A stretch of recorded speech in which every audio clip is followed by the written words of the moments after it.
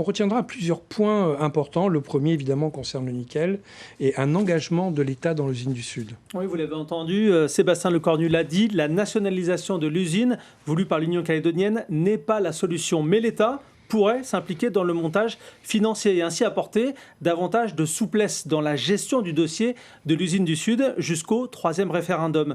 Ce montage financier actuel du projet Prony Resources prévoit, on le rappelle, 50% d'actionnariat calédonien avec une participation des employés et des provinces via la SPMSC et Promo Sud.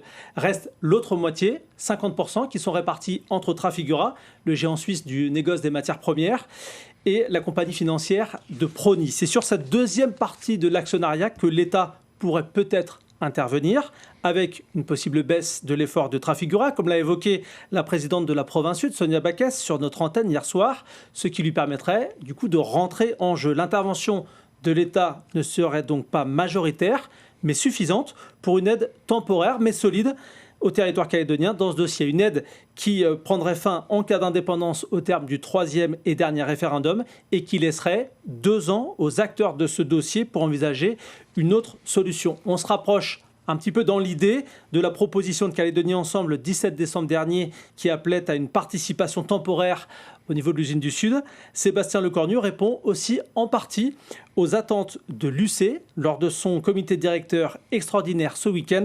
Son président Daniel Goa appelait l'État à continuer de donner du temps au temps pour l'émergence de solutions alternatives négociées. On parle bien d'une proposition, une dernière main tendue avec la possibilité pour les forces politiques d'échanger à tout moment avec le gouvernement français.